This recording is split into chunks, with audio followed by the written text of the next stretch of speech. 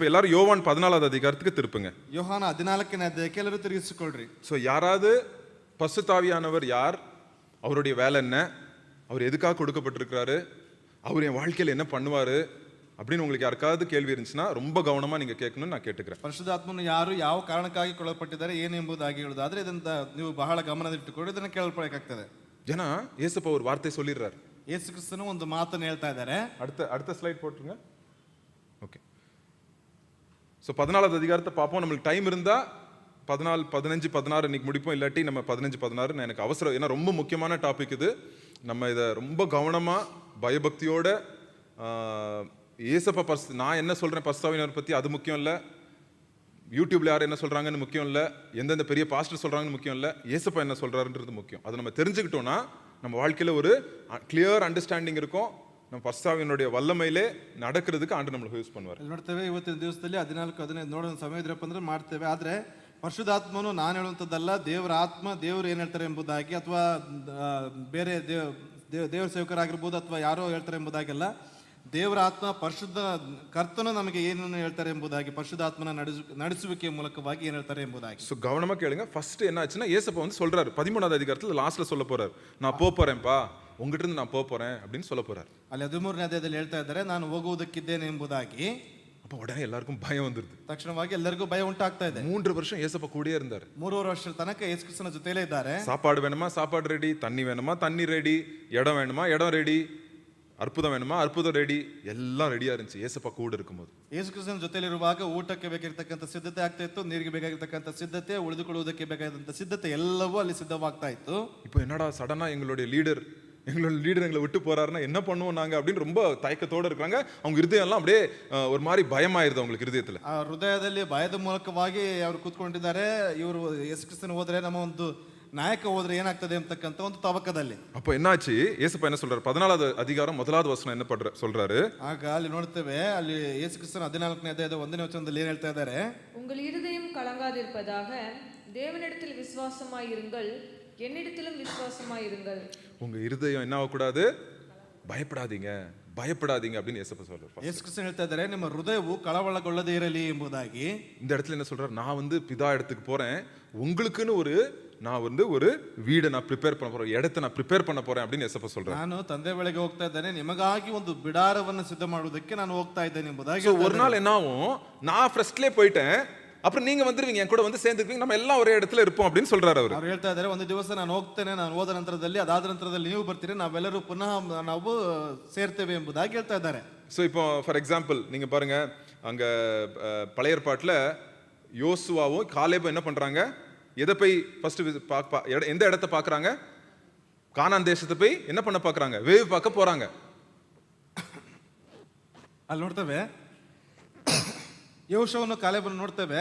ಅಲ್ಲಿ ನೋಡೋದಾದ್ರೆ ಒಂದು ಇಸ್ರಾಯೇಲರನ್ನ ಆ ಕಾನಾನ್ ಪ್ರದೇಶವನ್ನ ಮೊದಲು ಅಲ್ಲಿ ನೋಡುವುದಕ್ಕಾಗಿ ಹೋಗ್ತಾ ಇದ್ದಾರೆ ಒಂದು ಗೂಢಾಚಾರದ ರೀತಿಯಲ್ಲಿ.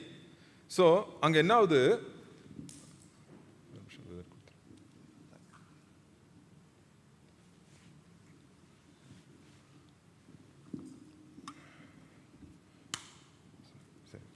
அங்க என்ன ஆகுது, ಅಲ್ಲಿ ಏನಾಗ್ತಾ ಇದೆ, அவங்க முன்னாடி போய் அவங்களை எல்லாம் ரெடி பண்ணிட்டு வராங்க. ಅವರೆಲ್ಲರೂ ಹೋಗ್ಬಿಟ್ಟು ಸಿದ್ಧ ಮಾಡಿ ಬರ್ತಾ ಇದ್ದಾರೆ.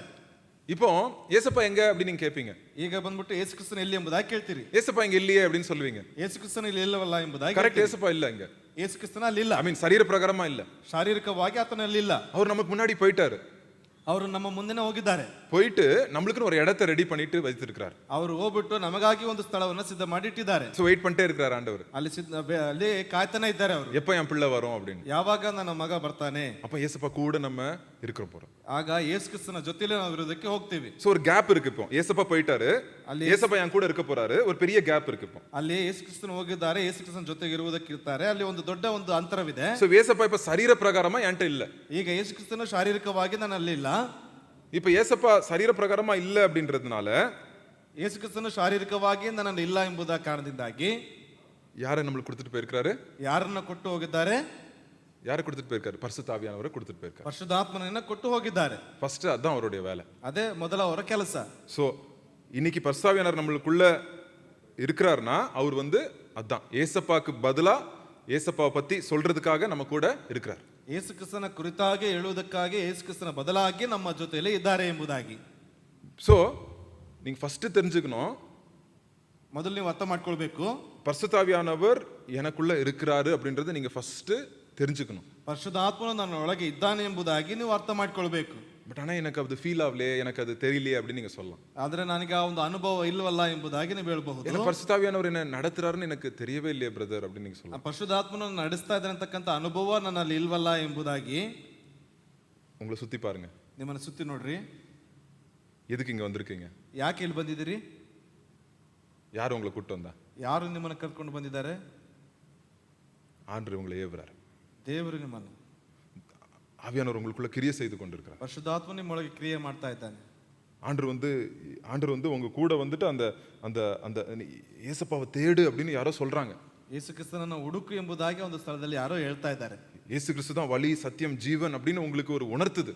ಯೇಸು ಕ್ರಿಸ್ತನೇ ಮಾರ್ಗ ಸತ್ಯವು ಜೀವ ಎಂಬುದಾಗಿ ಒಂದು ಮನವರಿಕೆ ಮಾಡಿಕೊಡ್ತಾ ಇದೆ. வெளியே ரொம்ப ஜாலியா இருக்கலாம், ಹೊರಗಡೆ ತುಂಬಾ ಸಂತೋಷವಾಗಿರಬಹುದು, ஜாலியான காரியம் நிறைய பண்ணலாம், ಸಂತೋಷವಾದಂತ ಕಾರ್ಯಗಳು ಅನೇಕ ಮಾಡಬಹುದು. பட் அதெல்லாம் விட்டுட்டு நம்ம வந்து இங்க உட்கார்ந்துருக்கோம். ಅದೆಲ್ಲವನ್ನು ಬಿಟ್ಟು ನಾವು ಬಂದು ಕೂತ್ಕೊಂಡಿದ್ದೀವಿ. அதெல்லாம் விட்டுட்டு ஆண்டவருடைய வசனத்தை கேட்கிறோம். ಅದೆಲ್ಲವನ್ನು ಬಿಟ್ಟು ದೇವರ ವಚನವನ್ನು ಕೇಳ್ತಾ ಇದ್ದೀವಿ. அதெல்லாம் விட்டுட்டு ஏசப்பா மேல ஒரு வாஞ்சை இருக்குது. ಅದೆಲ್ಲವನ್ನು ಬಿಟ್ಟು ಯೇಸು ಕ್ರಿಸ್ತನ ಮೇಲೆ ಒಂದು ಆಸಕ್ತಿ ಇದೆ. யார் பண்ணிட்டு இருக்கிறா இதெல்லாம்? ಯಾರು ಮಾಡ್ತಾ ಇದ್ದಾರೆ ಇದನ್ನೆಲ್ಲ? உங்களுக்குள்ள இருக்கிற ஆவியானவர். ನಿಮ್ಮೊಳಗಿರ್ತಕ್ಕಂಥ ಪರಿಶುದ್ಧಾತ್ಮ. வசனம் ஒரு இடத்துல சொல்லுது, நீங்க திருப்ப வேண்டாம், 1 கொரிந்தியர் 12வது அதிகாரத்துல இயேசு கிறிஸ்து பரிசுத்தாவியானவர் அல்லாமல் இயேசு கிறிஸ்து தான் தெய்வம்னு யாரும் சொல்ல முடியாது அப்படின்னு சொல்லுது. ಪರಿಶುದ್ಧಾತ್ಮನಿಲ್ಲದೆ ಯೇಸು ಕ್ರಿಸ್ತನೇ ದೇವರು ಎಂಬುದಾಗಿ ಯಾರೆಂದು ಹೇಳುವುದಕ್ಕೆ ಸಾಧ್ಯ ಇಲ್ಲ ಎಂಬುದಾಗಿ ಒಂದು ಕೊರಿಂಥದಲ್ಲಿ ನಾವು நீ ஏசப்பாவை தேடி வரனா அது வந்து பரிசுத்தாவியானவர் தான் உங்களை கூட்டிட்டு வராருங்க. ಯೇಸು ಕ್ರಿಸ್ತನ ಹುಡುಕೊಂಡು ಬರ್ತಾ ಇದೆ ಅಂತಂದ್ರೆ ಪರಿಶುದ್ಧಾತ್ಮನೇ ನಿಮ್ಮನ್ನ ಕರೆದುಕೊಂಡು ಬರ್ತಾ ಇದ್ದಾನೆ. சோ நம்ம அந்த வசனம் ஒரு